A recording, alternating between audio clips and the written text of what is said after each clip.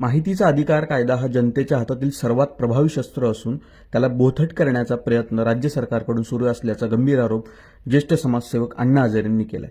आपण पाहूयात ते नेमकं काय म्हणाले. जे बदल केले हा दोष आहे. माहिती घेणं नागरिकांचा हक्कच आहे, तो मूलभूत हक्क आहे. त्यासाठी आम्ही लढलो अनेक वर्ष. माहिती घेणं हा नागरिकांचा हक्क आहे, तो मालक आहे ना.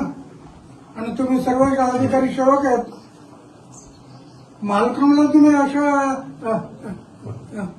आररावी करायला लागला किंवा त्यांना त्रास द्यावा लागला तर ती हुकुमशाही होईल, ती लोकशाही राहणार नाही.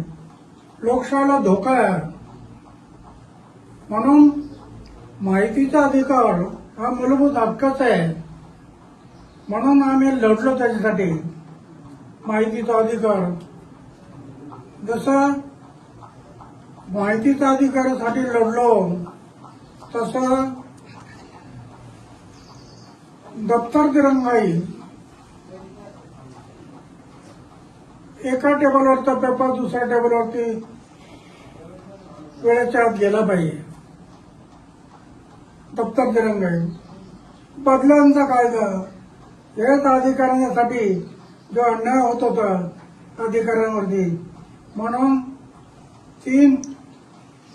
मनाला तो बदला करायचे, मनाला तो कुठे टाकायचे. म्हणून आम्ही 3 वर्षात बदली नाही, 3 वर्षाच्या आत बदली करायची नाही. हे सगळे आम्ही कायदे केले. शुल्क वाढवलं अण्णा, माहिती अधिकार मागवण्यासाठी जे 10 रुपयाचं तिकीट लागेल. शुल्क वाढवणं हा फार मोठा दोष आहे. शुल्क तुम्ही पैसे कमवायला बसला काय? सरकारने जे पैसे कमवणारं साधन नाही, तर जनतेचं हित पाहिलं पाहिजे. जनतेचं हित तुम्ही डोळ्यासमोर ठेवलं पाहिजे. तुम्ही पैसे कमवायला लागला, पैसा जर डोळ्यासमोर ठेवला तर बरोबर नाही. बरोबर. परत अपिलीय अधिकाऱ्याने आता ठरवायचंय की माहिती द्यायची का नाही, आणि ती किती दिवसात द्यायची हे सुद्धा ठरवणार आहे अपिलीय अधिकारी. हे नाही, माहितीचा अधिकार तुम्ही सरकारने नाही ठरवायचं. माहिती एकदा दिली, आता नॉर्मल तुमचं एक तिकीट होतं, तिकीट ते बरोबर होतं. नाहीतर कोणी माहिती यायला काही गरज नसताना माहिती मागायला लागली तर बरोबर नाही. पण तिकीट हे बरोबर आहे. पण तुम्ही 10 रुपयाच्या माहितीचं 10 रुपयाच्या तिकिटाच्या ऐवजी 30 रुपये करायला लागला तर शासन पैसे कमवण्याच्या मागे लागलं असं म्हणायला. ही जनतेची छळवणूक आहे. जनतेची छळवणूक होते. तुम्ही जनतेचं हित पहा तुम्ही आणि त्याप्रमाणे तुम्ही मुख्यमंत्र्यांना काही पत्र किंवा काही बोलणार आहेत का? मुख्यमंत्री काय, आम्ही हे पाहू, याच्यात बदल नाही केला तर मुख्यमंत्र्यांच्या विरोधात सुद्धा आम्ही आंदोलन करू, उपोषणाला बसू. एक उपोषण माहितीच्या अधिकारासाठी केलं. माहितीचा अधिकार, दप्तर दिरंगाई, बदल्यांचा कायदा, एवढ्या 10 कायदे, लोकपाल, लोकायुक्त, 10 कायदे केले.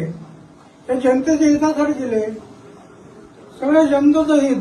माझ्या आयुष्यात झोपण्याचा बिस्तर आणि जेवणाचं ताट आहे, काही ठेवलं नाही. माझं बँक अकाउंट कुठं असतं माहित नाही. पुरा जीवन समाजाच्या सेवेसाठी लावलेलं आहे. आणि समाजावर अन्याय होत असेल तर पुन्हा एकदा उपोषण. याच्याशिवाय माझ्याकडे दुसरा पर्याय नाही. कारण माझ्याकडे काय कुठे मोठा संघटन नाही, कुठं काय नाही. पण उपोषण हा माझा मार्ग आहे. आणि मी आतापर्यंत एवढे उपोषण करत आलो, त्याच्यातून 10 कायदे केले. आता पुन्हा एकदा वेळ पाहिली तर वयाच्या 90व्या वर्षी पुन्हा एकदा उपोषण करण्याची वेळ आली तरी मी मागे घेणार नाही. जनतेच्या हितासाठी मी जीवन अर्पण केलं ना, जगेल ते समाजासाठी, देशासाठी, आणि मरेल ते समाज आणि देशासाठी. ते व्रत घेतलं मी.